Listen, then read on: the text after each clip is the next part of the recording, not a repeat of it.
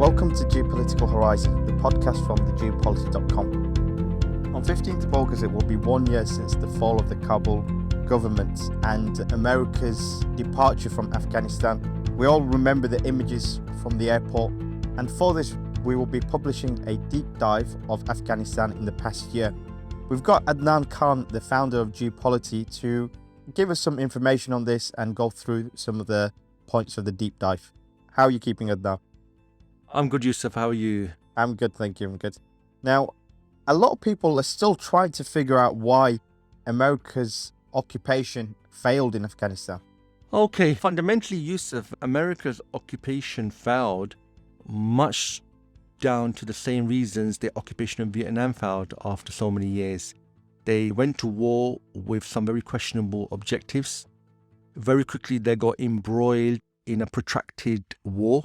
And rather than saying it's not going as planned, they kept lying and saying things are going really good. They've turned a corner. And then very quickly, the objective changed from some tactical outcome to not losing became the objective. So rather than winning and winning is X, it literally came to the point where not losing was the objective they're there for. So leaving Afghanistan would be embarrassing. It will impact America's position. Therefore, America has to stay the course. So they lied about the capabilities of the regime that they established. They lied about the security services that they poured loads of money into. They lied about women's education and general stability in the country. And it just took 20 years for people to work out what was going on. So from that perspective, it was always going to end in this type of failure. It was just a matter of how they were going to depart. And really, it's the same sorry story as Vietnam in the end. Now, obviously, now the Taliban are back in power. And how have they got on since they've taken over? If we start off with their governance, how's that been? Okay, so just days after Afghanistan fell, I think literally a few days after, the Taliban gave their first press conference. So you had Zabiullah Mujahid. He made his first public appearance. He was known to be a Taliban official. And he gave that famous press conference where he spoke in English. And for the first time, you actually saw the Taliban not on the battlefield, but as politicians. And really, the first year, there's been some successes. There's been a lot of challenges. And just, to mention for this podcast, we did actually get in contact with the Afghan Information Ministry for this deep dive. We sent a number of questions to them and they kindly actually responded and actually provided quite a detailed response to a lot of the issues and questions we raised. And a lot of what they've said we've incorporated into the deep dive, which will be coming out on the 15th of August. So obviously probably the most famous thing that happened in the first year was the establishment of their government. There was a lot of claims when they took over, the Taliban are back, they're going to oppress the people, they're going to oppress the opposition, they're going to massacre, carry out a bloodbath on the opposition. And unless they created a broad government where they incorporated all the minorities, nobody really gave them any hope. The odds were really against them. But the Taliban inherited a dysfunctional country from a 2-decade occupation. The government America established was non-existent for most people. It was corrupt. There was no rule of law, even though America was pouring loads of money into it. So if you put everything aside, the Taliban started from a very weak position. They inherited lots of problems. And we're just looking at 1 year. 1 year really isn't a long enough period to judge the performance of a government. If we were to do that to an American president, it will be unacceptable for anyone. However, the ministry provided us with a lot of explanation of what their priorities were and what they tried to do. So we now have an interim government in place in Afghanistan. That's what they called it. So unlike China, where the ruling political party is the government, in this case, that's not happening in Afghanistan. You've got the leader of the Taliban, Habatullah Akhundzada. He didn't actually take up any official role in the government. He remains the supreme leader of the movement. But what they established was an acting prime minister and 2 deputy prime ministers to him. And these were taken up by some of the founders of the Taliban. It includes Mullah Abdul Ghani Baradar, who led the peace talks or what led to the peace talks in Qatar. And then you had a 33-member cabinet And what you find is this includes people that are on the American terrorist list. So you've got Sirajuddin Haqqani, famous individual from the Haqqani network, who are on America's terrorist list. And interestingly, the Taliban actually retained most of the government employees that were there from the previous regime. So they say the Afghan ministry provided 440,000 personnel that were there running the American-led government. They've actually maintained. So you've got a hybrid government now of new individuals from the Taliban and those from the old. And that's very unique because in Afghanistan, the opposition don't work together. And that's why historically the Northern Alliance have fought the Taliban and the Taliban have actually fought them as well. Now, there was speculation the Taliban might reach out to former Afghan officials such as Hamid Karzai. That didn't really transpire in the end. However, the government the Taliban have established, it looks remarkably similar to the previous foreign-backed regime. There's not been any explanation or outlining of their emirate, the Islamic principles they're going to be based upon, the Islamic system of governance. What you see is an acting prime minister and two deputy prime ministers, which is very similar to what the previous was. And this actually led to some divisions in the Taliban. You've got those people who want to go back to what the Taliban did in the 1990s. Then you've got another faction that believes to get more international recognition, we need to be a bit more savvy and we need to change. However, one thing that has definitely come across that across Afghanistan, the daily violence has completely gone. There used to be people dying every day because people were settling scores and there was no law and order. That's completely gone. And in fact, Taliban have a bit of history of this. The areas they rule in, you get a level of stability because the Taliban are sincere and they're not there to make money or be corrupt. And this is actually what led to the Taliban to emerge in the 1990s, and a similar things happened again here. So that's really what they've done on the governance side for the first year. So obviously it's still a long way to go, and I'm sure we'll touch on the other aspects, so such as the economy and foreign policy. It's interesting that you mentioned that the daily deaths have actually gone down, because I know security was a major thing when the Taliban initially took over, especially with the minorities such as the Shias and the Uzbeks and the Tajiks. Could you give us more information about that?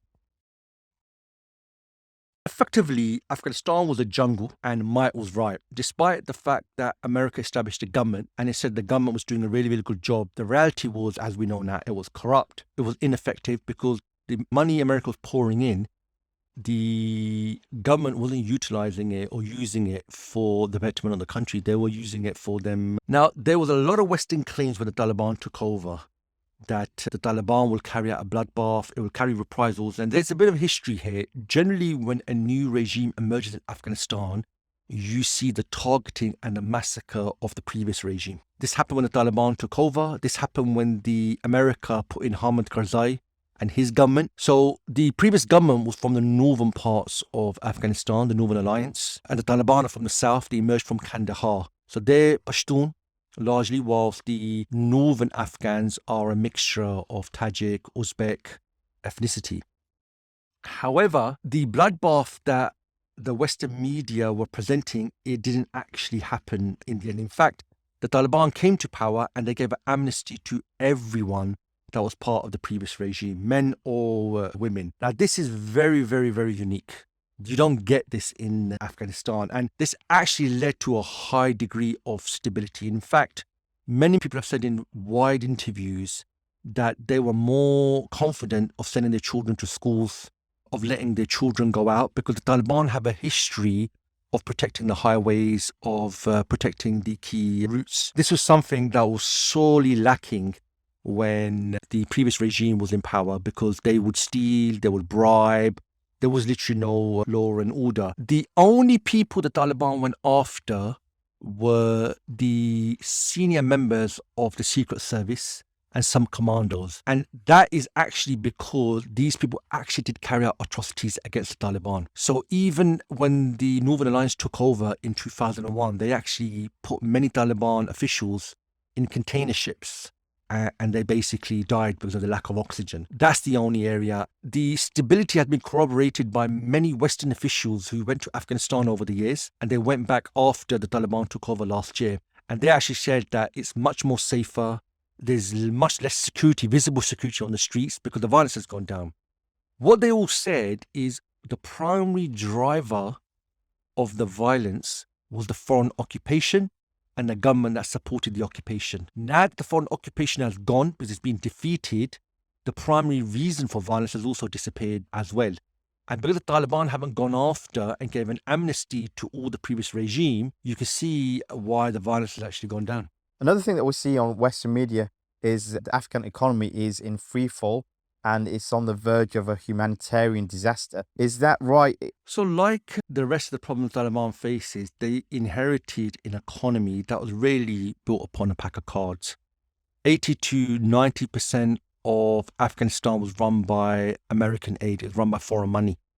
And America was prepared to do this because they wanted to create the image that they've done a successful nation-building project. So when the Taliban took over, America stopped providing that money, and America even seized the central bank currency reserves that were sitting in America. And subsequently, Joe Biden has said half that money will be used now to pay the victims from 9/11 who have got a lawsuit against Afghanistan.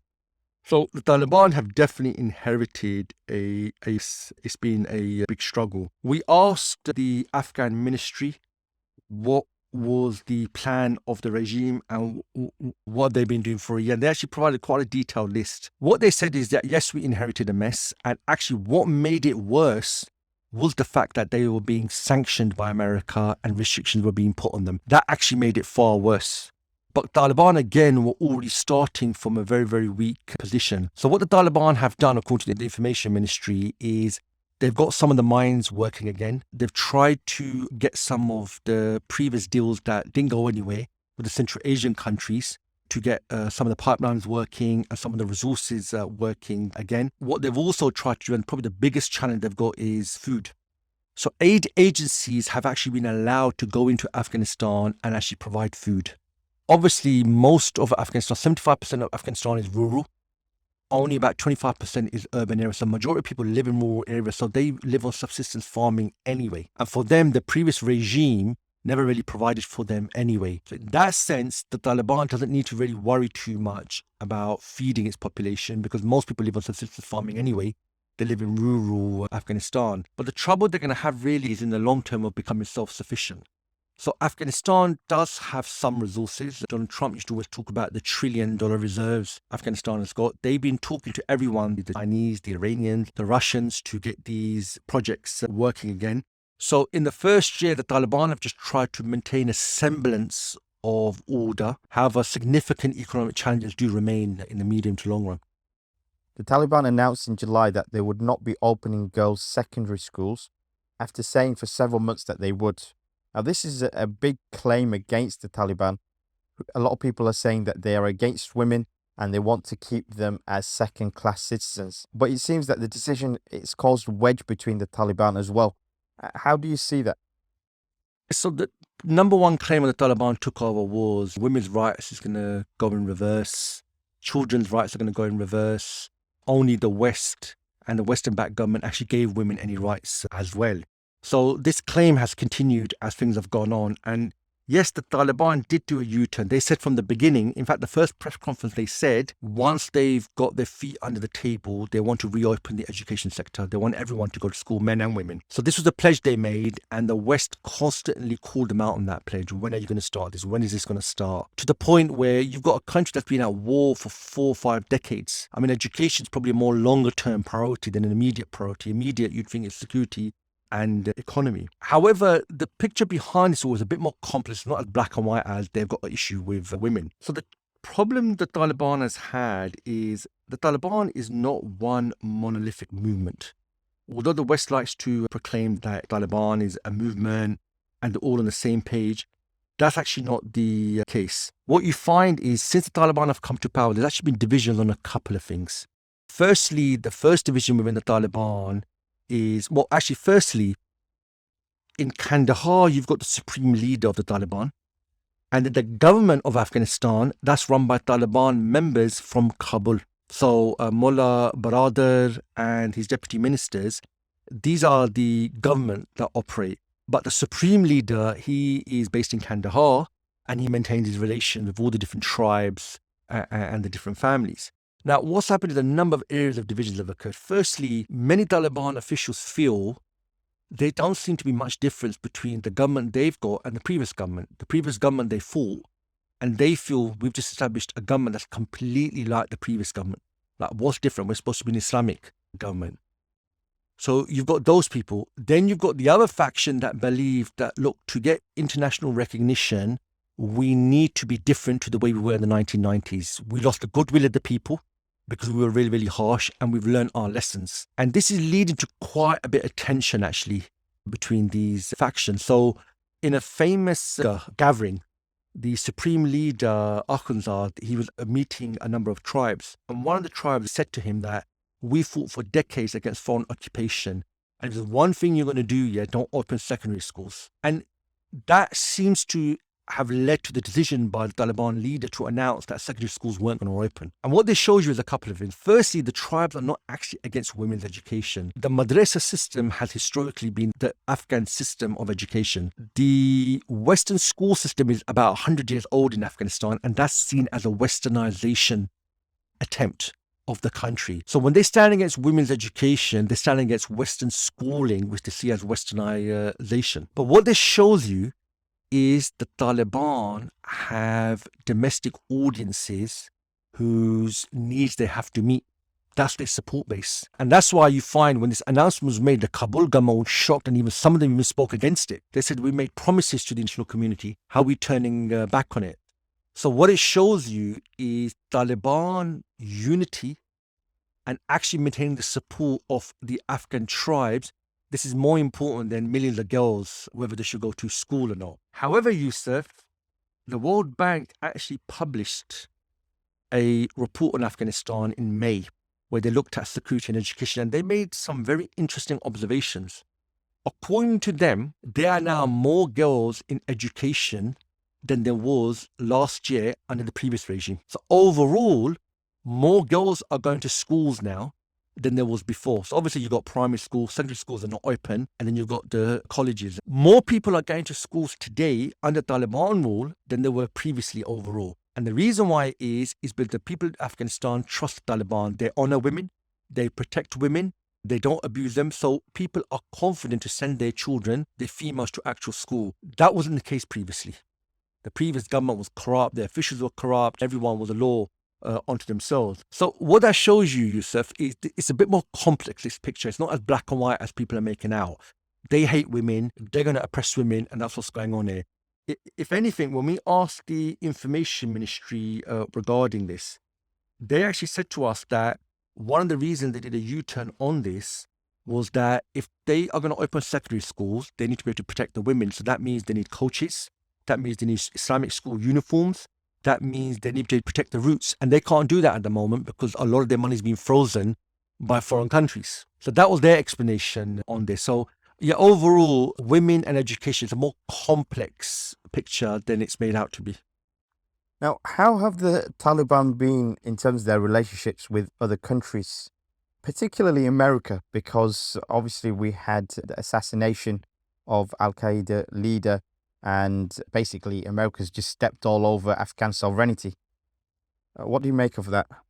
Okay, so the Taliban, since they've come to power, they've been trying to talk to everybody. So Pakistan, Iran, China, India, and the Central Asia nations. They're trying to show we are not the secretive and isolation Taliban of the 1990s. We're a new Taliban 2.0, and they want to talk to everyone. Their view in America is quite interesting. So the ministry told us that what's happened is for a decade, they were talking to America. Negotiations were going on. A peace deal was agreed. Now, a lot of that peace deal, we don't know the details. We know the main detail from the peace deal is America will withdraw by a certain date. And so long as Afghanistan is not used by international terrorists, America will leave. Now, eventually America did leave despite an extension to the deadline. The other details we don't know, but one thing the ministry did tell us was America, since they took over, America's placed sanctions on them, America's put restrictions on them, and America's gone back on a number of the agreements they actually made. And they're considering breaking some of the agreements they've even got with America as well. So what it seems to be is America is trying to isolate the Taliban despite talking to them for 10 years. And as a result of isolating them, they're hoping that they will give concessions. they will agree to some of the terms America has. Now, for America, Afghanistan has always been about Central Asia. It's always been about access to Central Asia. This was an area that was under the Soviet Union. In 1991, when the Soviet Union collapsed, all this energy now had to get to the markets. So the American plan all along was that it would use Afghanistan as a forward base to effectively shift Central Asia away from Russia and link it to the international market. So linking it to Afghanistan, Pakistan, and Iran, that's always been the American strategy. So America, it seems it feels, by isolating the Taliban, that's how they'll get these concessions. So the relationship with America is quite sour at the moment. With the other countries, what you find is there's a lot of positive talk and there's been some development. So in the case of Pakistan, obviously Pakistan played a big role in getting the Taliban back into power, but Pakistan and the Taliban, it's a more complex relationship. And that's because Pakistan's military and ISI, they don't control the whole of the Taliban. Taliban is it's a wide group. It's not a monolithic group. You've got various factions, various shura. And Pakistan has influence over a couple of these shuras who sit on the Taliban leadership. They don't control all the shuras. So, for example, Mullah Omar's son, Mullah Yaqub, he's got a prominent position in government, but he's actually been quite anti-Pakistan. And that border between Pakistan and Afghanistan, the Durand line, that's always been a contentious issue. As far as the Afghans are concerned, including Taliban, that border doesn't exist. It should be further in Pakistan. So Afghanistan should be a much bigger country. And as a result, this Pakistani nationalism comes about. However, it was the Pakistan military and ISI that got the Taliban to the negotiating table, and they were the ones that forced through the peace deal in the end.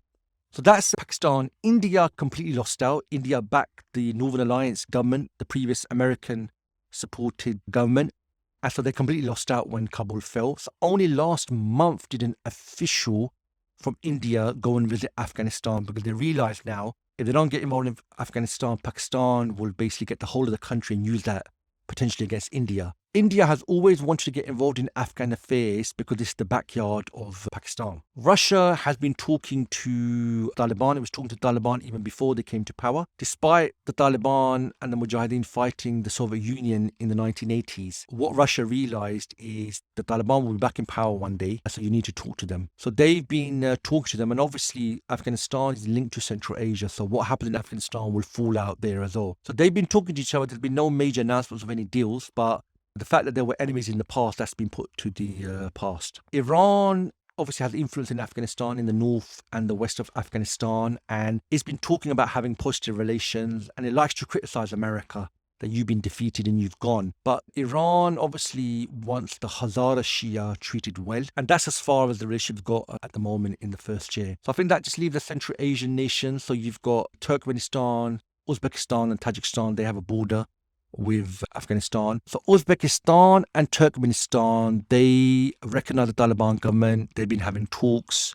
The Uzbek foreign minister, actually, probably the highest rank official, visited the Taliban at Kabul, and they actually agreed a debt payoff. I think the Taliban, the previous Afghan government, actually owed some money to Uzbekistan, and that was agreed and it's been settled. Turkmenistan will be the route for the old pipeline, and that's in negotiations again. The only country that doesn't recognize the Taliban is Pakistan. So they've actually been quite anti-Taliban. They've actually been against the fact that they're coming to power. They actually even refuse to accept the Taliban as the legitimate government. And a lot of this really has to do with the historical struggles Tajikistan's had with militancy, which come from Afghanistan as well. Also, one of the largest ethnicities after the Pashtuns is the Tajiks. So the Northern Alliance are largely consists of Tajiks. So Ahmed Shah Massoud and these guys, they fought the Taliban historically, and they got support from Tajikistan. So it's only natural Tajikistan would be against this. And the rumor is that the opposition to Taliban, they all got asylum in Tajikistan as well. So overall, I would say the Taliban are talking to everyone and they are trying to move forward, which obviously is a massive departure from the 1990s where they didn't really talk to anybody. They were quite isolationist. They've tried to change that. However, it's 1 year. Not much happens in 1 year. But they're trying to talk to China as well. In fact, Mullah Omar actually said that China is probably going to be our most important partner. There's no Belt and Road Initiative project going through Taliban, but the Taliban would probably want to change that. China actually did have 2 agreements with the previous government on One was a copper mine and one was another large mine. And because of the security situation, they weren't able to do anything. So the Taliban want to start up talks regarding that as well. So that's the foreign policy positions of the Taliban regime. Thanks for your time today, Adnan. You gave a very interesting insight. I'm really looking forward to your deep dive. The deep dive will be published on Monday, the 15th of August, exactly 1 year anniversary. If you want to learn more about the issues raised today, you can check out our website, www.thegeopolity.com. And you can also learn more about other issues by accessing our website, where you find comprehensive insights, analysis, articles, and obviously the deep dive to come out. Thank you for listening.